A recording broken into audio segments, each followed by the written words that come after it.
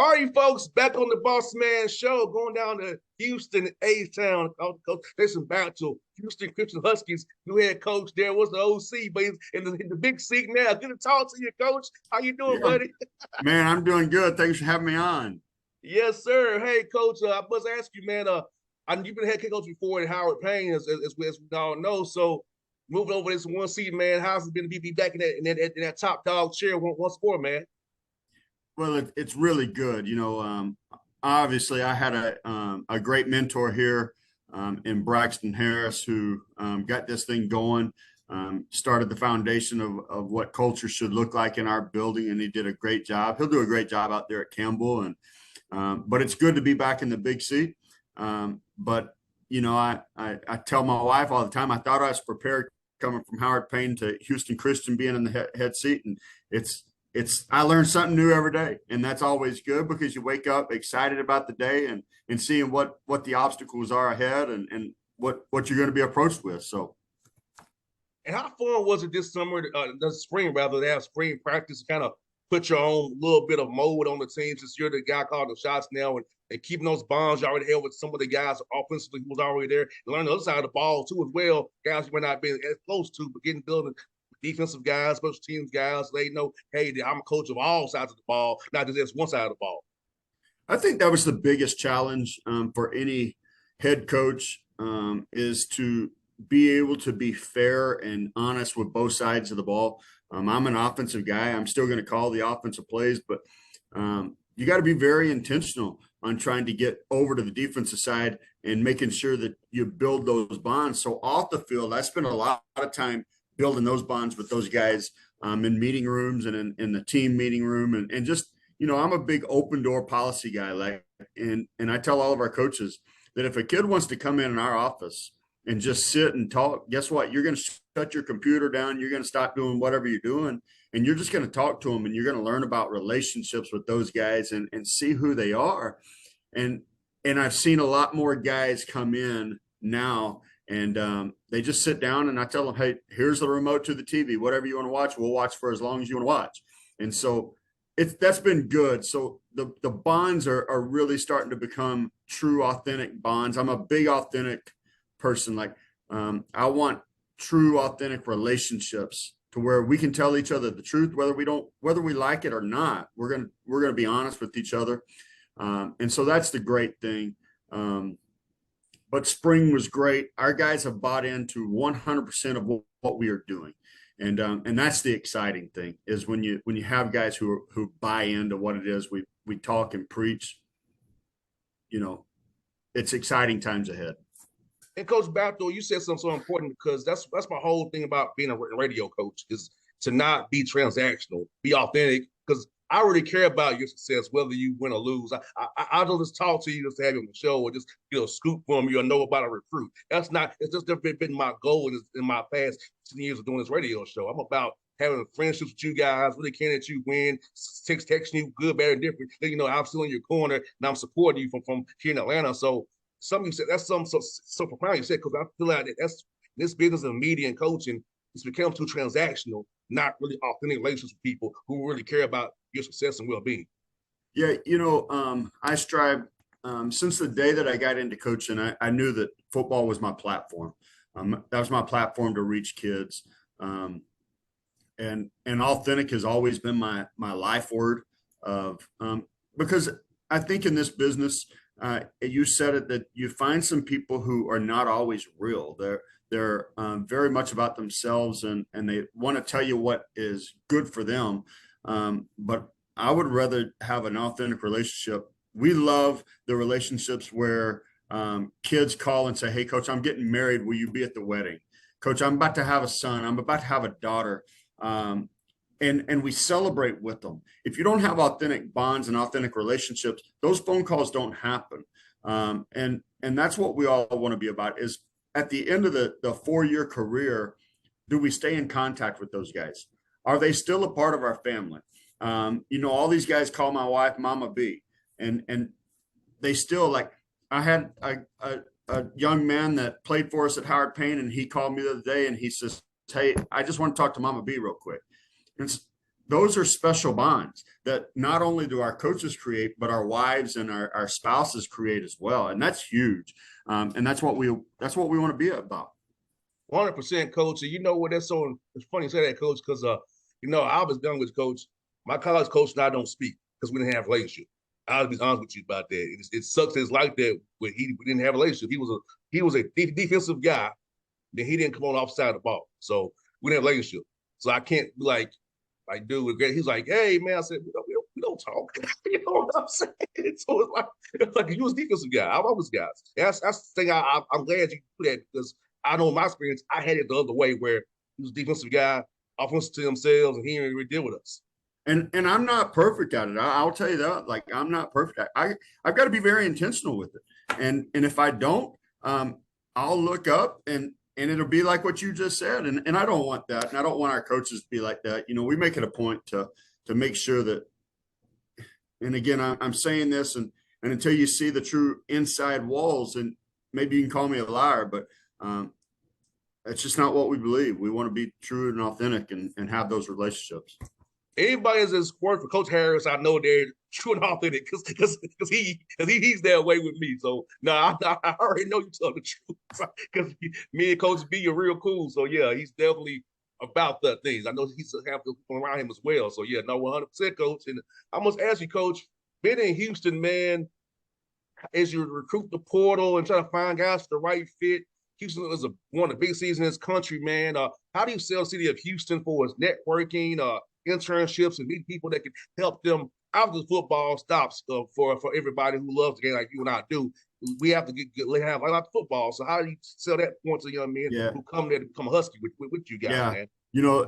It's great because that's the number one thing that we do is we sell Houston. We have Houston in our name, and so we're going to sell that. We are in the fourth largest city in the United States, and we believe it's a city of opportunity. And there's going to be opportunities all around, whether it's good or bad, whatever opportunity you want, you're going to have that opportunity to showcase.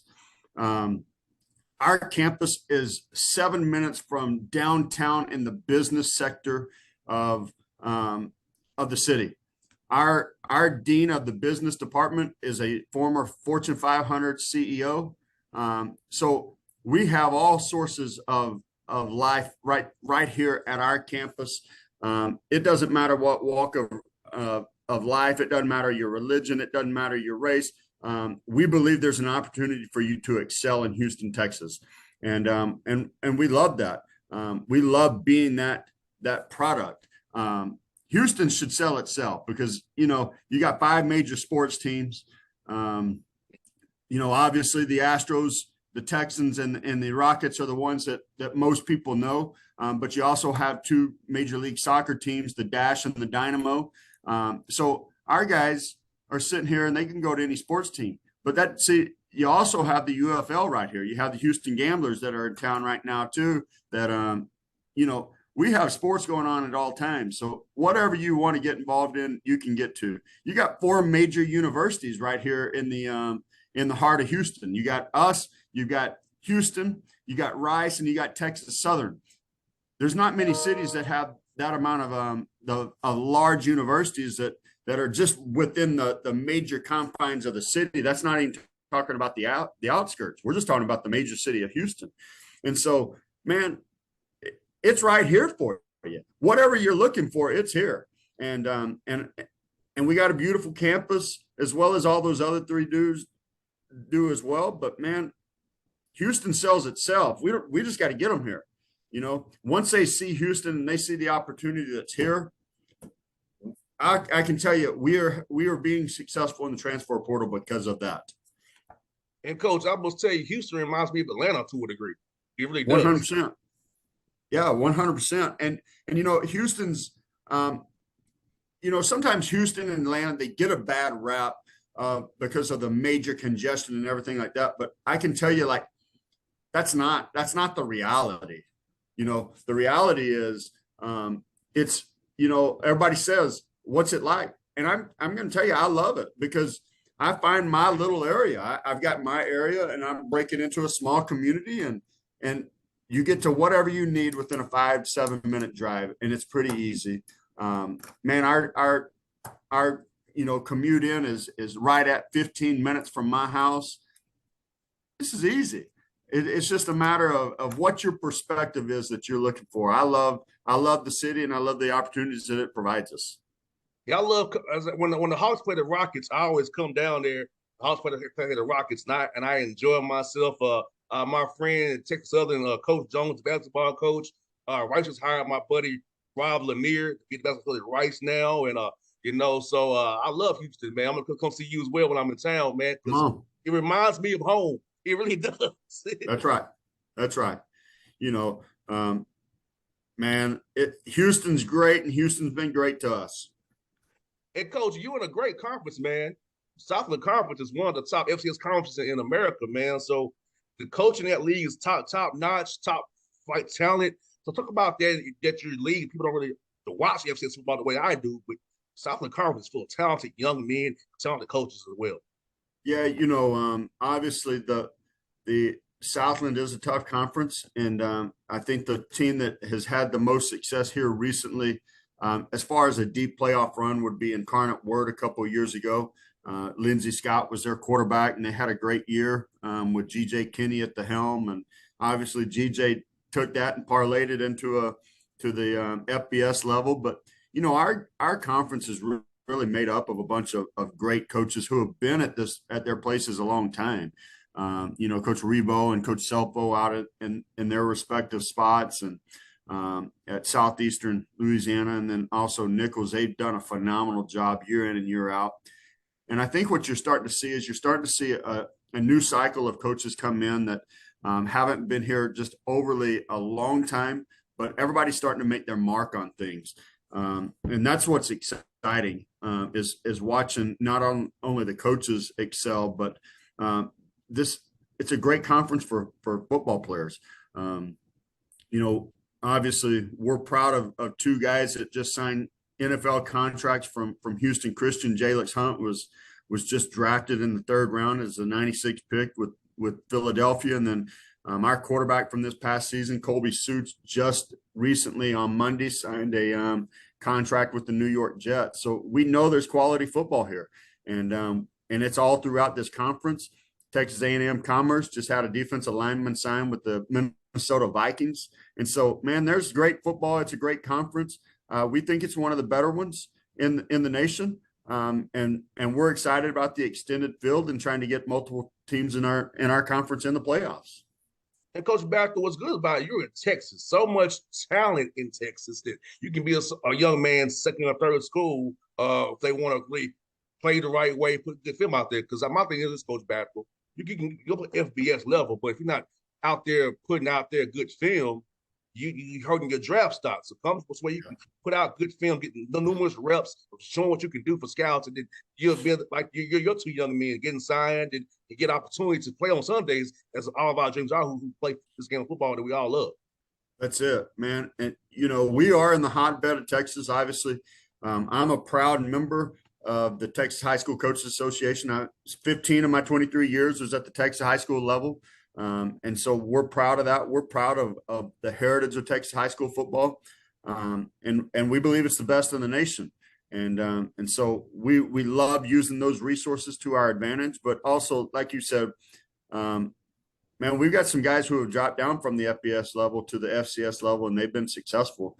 And you're seeing that throughout, not just our conference, but throughout the nation. And I think the one thing that the portal has done, as bad as sometimes we hate it, it does give kids opportunities to get seen and to get some film, because there's some really quality football players at the FBS level who may not get a shot at their current spot. And man, and they come down here and they come somewhere and they excel. And that's what every kid and every coach is looking for, is just that chance to be seen on a high end.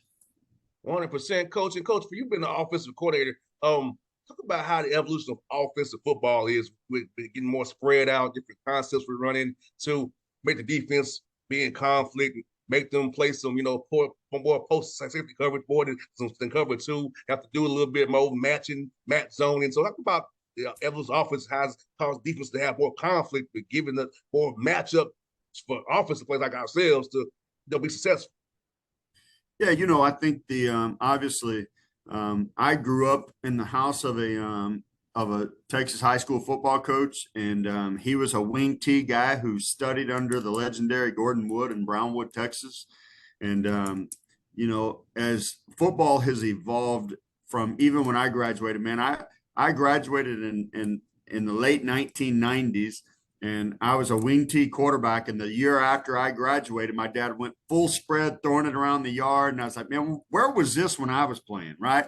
Like, and so, and I went and played 4 years of college football at Howard Payne University and was a quarterback. And my mindset was when I came out of college, I wanted to throw the ball every down. I wanted to be complete air raid, Mike Leach, Hound Mummy, throw it around, didn't believe in a run game.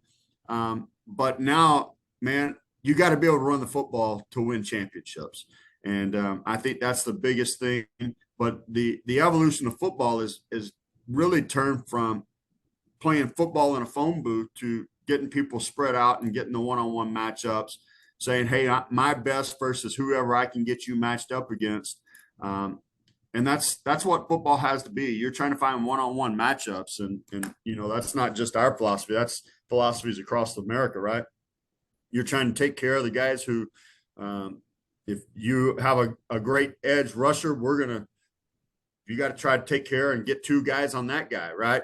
You got to try to create as many double teams as you can. So football's really evolved from the time that you and I played to where it is right now. And but it's all about, man, let's spread them out. And we're going to spread them out. We're going to use 53 1/3 yards. Man, they give you 4 downs for a reason. I don't know. Like I tell our punters, man, hey, the only people who like seeing you guys on the field are your parents and the other team. So Yes. if they give us 4 downs, why not use them? And so, that's a little bit of the philosophy change that you'll see from Coach Harris and I is that they give you 4 downs, so why not use them? Probably be a little more aggressive in the offensive scheme, but overall, man, nothing's really changing here offensively. Got a new defense scheme. We got a great defensive staff, and so we're excited about those guys. Yeah, coach. Back in 2002 and 3, when I was out in the field, man, yeah, we ran 11 personnel out of shotgun, which is kind of rare for the 2000s. It was early here in the game. It was 11 personnel out of shotgun, so it was like a lot of dummy motion, get them declare man a zone to see where we in, running option routes more so than not. So I had a lot of fun doing that. Now my quarterback loved him to death. Sometimes he would determine he's going with the ball before he quit the defense. So you didn't get as many touches. Hey, did you read the safety, my man? Like, you were hiding the term was going over there.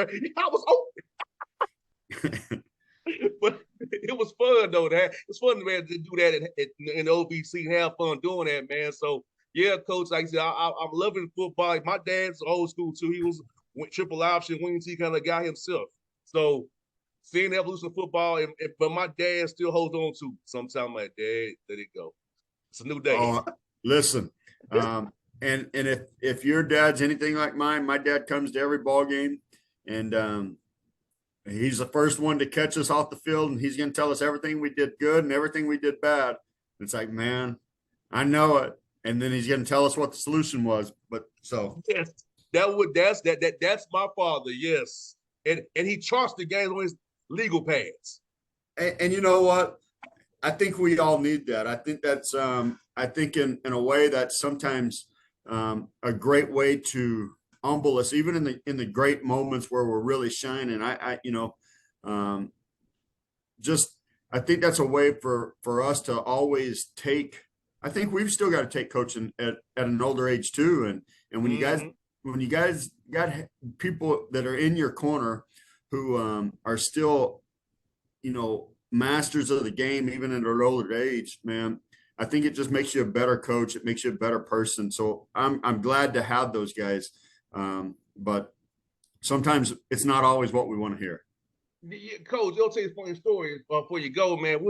I had us at a party for the Super Bowl, right? And we watching the game. I said, look, I can't watch the game with y'all. I'm seeing something you're not seeing. I started talking in football lingo. I said, I forget. I cannot watch the game with you. I'm seeing something you ain't seen. You just watch the game. I'm watching who's doing what and what's how he's playing this route. Is it Matt Zone? Is it this? Yes. Well, it's funny that you say that because my wife and I, when we really first started getting into coaching and all that, like I hated going to Super Bowl parties. I hated watching games in a group because I wanted to chart it, just like you said. And so I've just gotten now to where, man, if I'm watching a game most of the time and there's a big group, I'm watching just to enjoy it. And luckily I have a wife that obviously kind of just said, hey, if we're going to do this, let's not make it about coaching. And so it's yes, ma'am. I got Yes. you. Well, happy wife, happy life. That's right. That's exactly right. Yeah, coach. Yeah, man, coach. I'll tell you, the only sport I can watch, three. The Braves, the Atlanta United, and hockey, because I never played those sports. Yeah. So I can watch them as a fan. But yeah. basketball and football, my mind goes like my father is into coaching and strategy. That's right. That's right. Man, I'll tell you what, I'm glad you said hockey. I love hockey. Like I've really gotten into hockey here lately, man, and that's fun to watch. I wish the Thrashers would come back to Atlanta. They didn't have the Winnipeg Jets. Yeah. So I have to go either to Nashville or down to Florida to see hockey now. But I enjoyed hockey when the Thrashers were here. I hope they come back when the NHL expands because I miss hockey. I can sit there as a fan and enjoy it without no care in the world. That's right. 100%. With Coach Bachtel, it was fun having you on the show. It's number offline, man. I'll just come see you when I'm in Houston, man.